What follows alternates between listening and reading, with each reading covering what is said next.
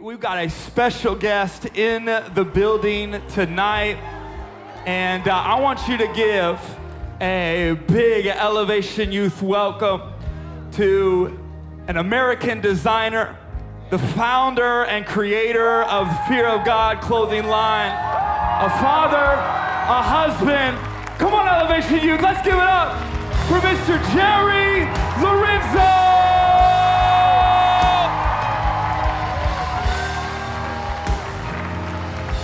Come on, show him some love.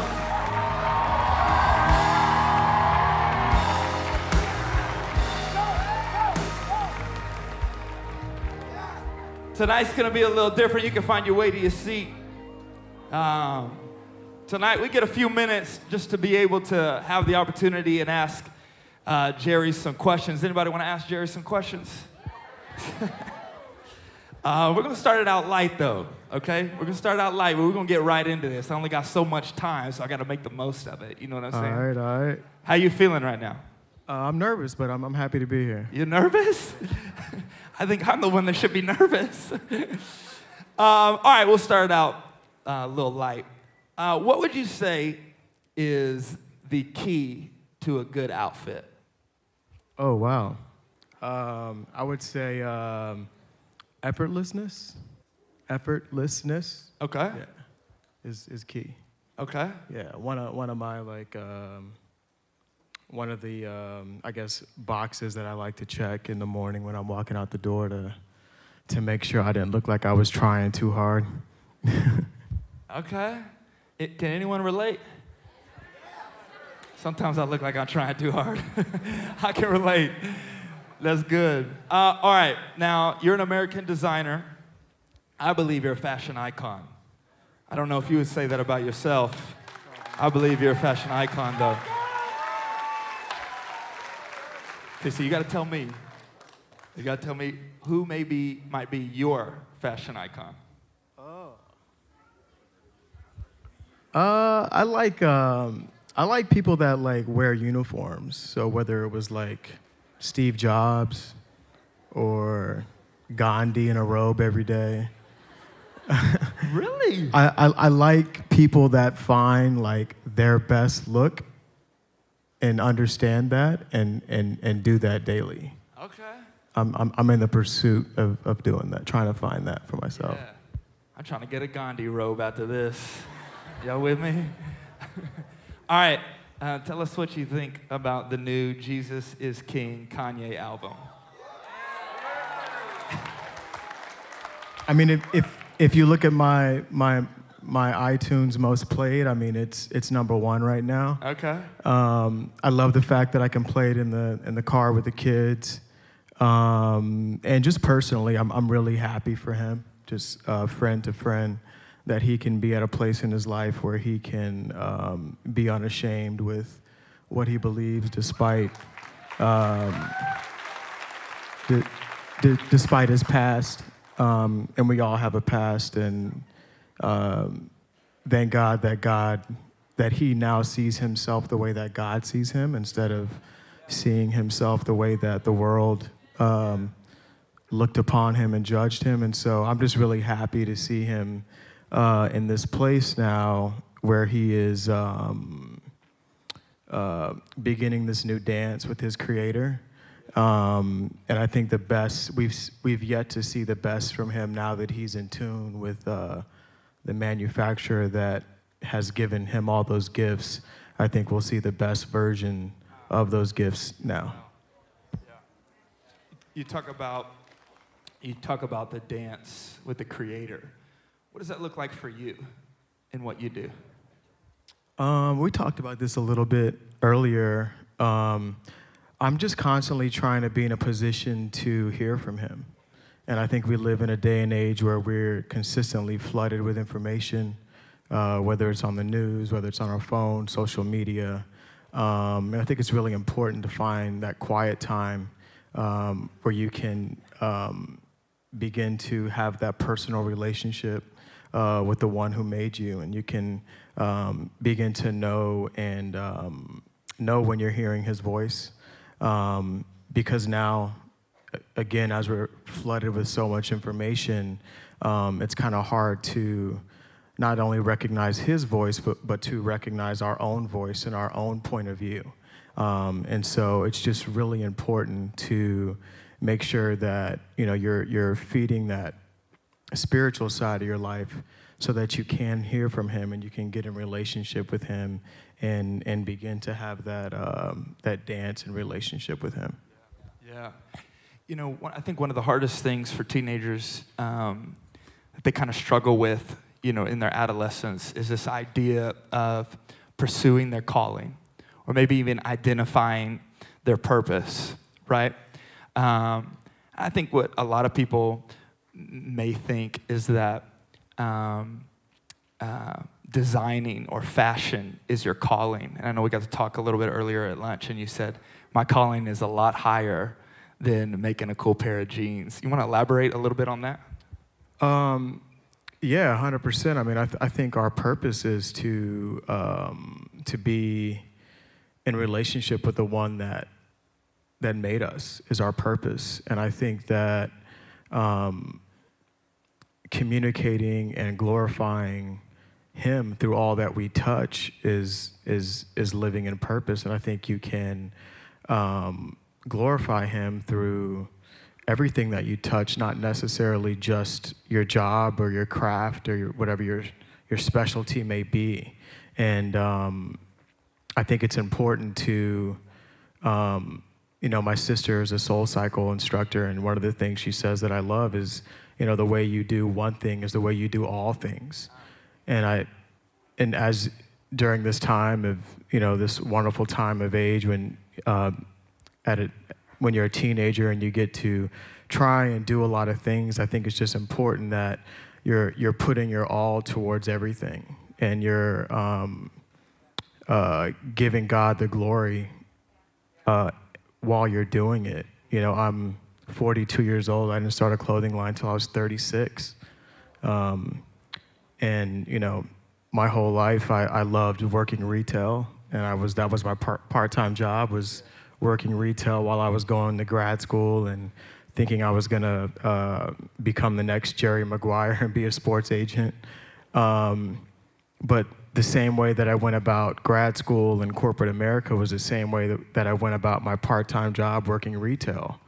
And while I was working retail, is where I gained my skills that I use now for fashion and understanding, how people want to feel when they buy certain things, or what are people looking for when they're shopping or getting dressed. And starting off in the stockroom in Diesel in like the late 90s, and really honoring that opportunity. And fast forward to now, and my part-time has become my full-time. And I just think it's really important now that, as you guys have your lives ahead of you, to not get so caught up in finding what that craft is and thinking that craft is tied to your purpose. Your purpose is to live for the one who made us and to glorify him in all that you do.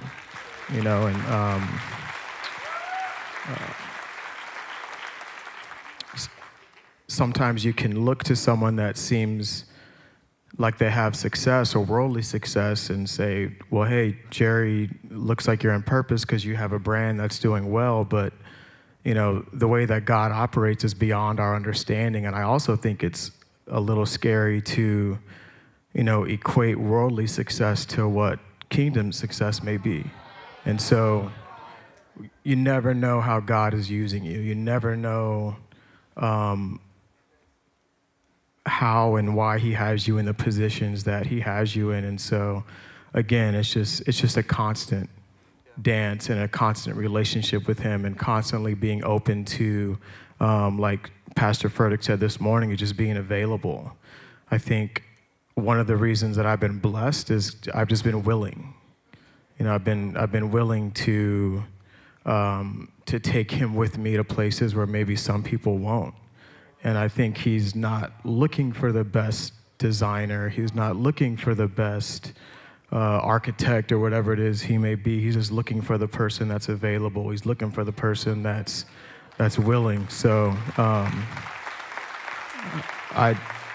I just want to encourage you guys to be willing, to be available, and to turn those phones off and to like just get into a relationship with him. And when the intention of what you're doing and the spirit of what you're doing is in line with what he wants you to do, you're also free of the weight of the outcome of what it is that you're doing, because you know why you're doing it.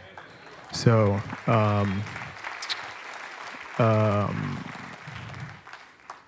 yeah, I mean, I'm a little nervous. I might be talking in circles. It's funny. Great. Keep going. It's funny being here. I'm used to tuning in and seeing this stage on YouTube and selfishly getting fed. So I just hope that I'm able to send some love back your way. So yeah. You already getting something out of this so far? Most definitely. It's super helpful. I think you talked a little bit about this. I think what can be really hard as a teenager is sharing the gospel, sharing your faith. Talking a little bit about your story. What I appreciate about you is that you don't necessarily have a mic and a stage to preach to people, right? But you're a business owner, you're a fashion icon. What are maybe some advice that you would give to some teenagers on how to share the gospel with their life when it's not on a literal stage? I think you just said it. I mean, I'm not the best at like preaching. I'm not the best at, pointing my finger and judging. I think the best way to share your faith is how you live your life. That's, you can give somebody some advice, and you can, encourage someone to go to church and read the Bible and do certain things that can help lead them going down the right way. But it's your life that's going to be the example. And, I say that about my parents all the time, is like, I don't remember what my parents told me. I just remembered what they showed me. And I think if we as Christians can kind of get away from like trying to be so preachy and pointing the finger and just like love other people and love on each other and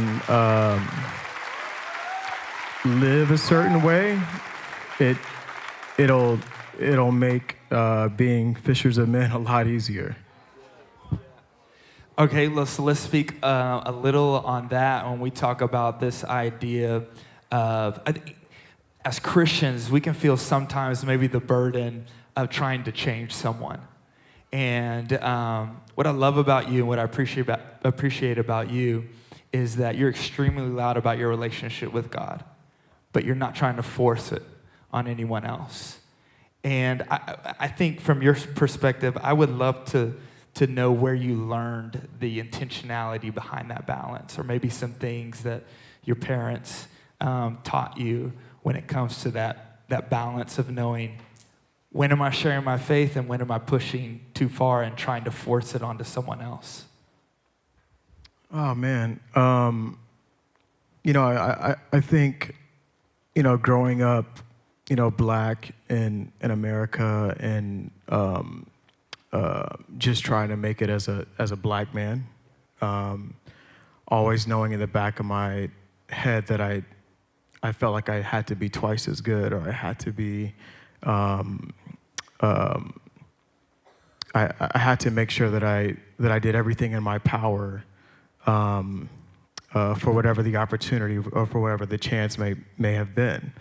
And I think that, and somehow in doing that and wanting to be the best, you're not really trying to be the best. You're just trying to be not judged. You're trying to a lot of my fashion comes from me being Black and trying to dispel the preconceived notions of how someone may look at me.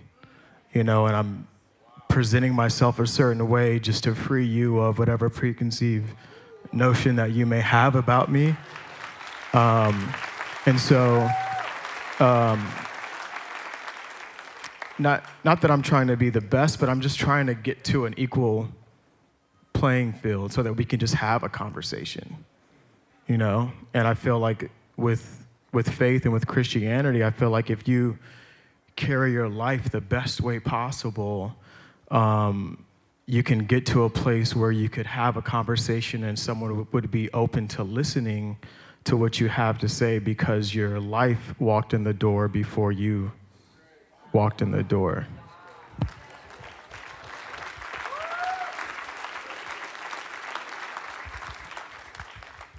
You know, nowadays, it seems like influence is such it's a relevant term, and it's something that I think a lot of people are always trying to strive for and trying to gain in any way. And I think you've got a lot of influence, and I feel like everyone in this room has a certain amount of influence, and you have stewarded your influence so well. What are maybe some tips on how to steward the influence that we acquire or the influence that we've been given by God in life? Man, you just know that it's not yours. You know, like as soon as you know that the influence on your life is not because of you, it's because of who you serve, it makes it a lot easier to deal with it. And you don't have to deal with the weight of it either. You know he's carrying the weight of it. And so I think, make sure the intention in chasing influence is to shine a light on him, and it's not a selfish desire. I think when it becomes selfish is when you can kind of start to get strategic and you start to do certain things outside of God's character that he has for you. And I think it's just important. You know, one of my friends told me, you know, we're not built for fame. You know, humans aren't built to deal with that. That's why you see a lot of people get famous and it crushes them. And I think that, you know, we're built to reflect God's light, but we're not built to like hold all that light. And so,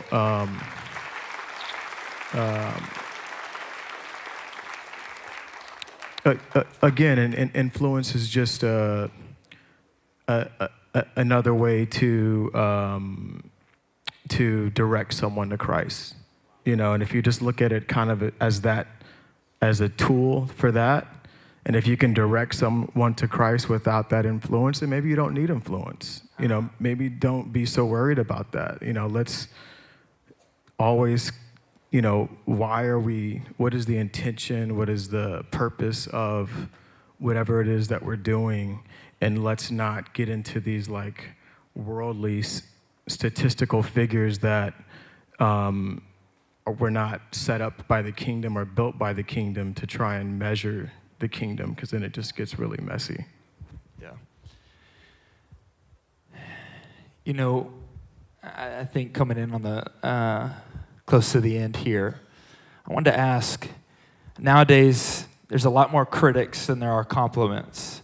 And if you get things on YouTube or whatever, it becomes, you know, a complete show.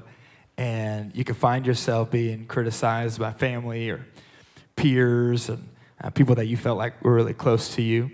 And I feel like one of the biggest things that I've felt as a youth pastor in trying to lead a small part of the next generation is that teenagers find themselves listening to the critique and to the critics so much that it hurts them and it crushes them. And it takes them years to be able to get out from underneath it. You know, stereotypically, just overall, I'm not saying it's every single person, but when I look at it, I'm like, man, this is, with social media nowadays, it is insane.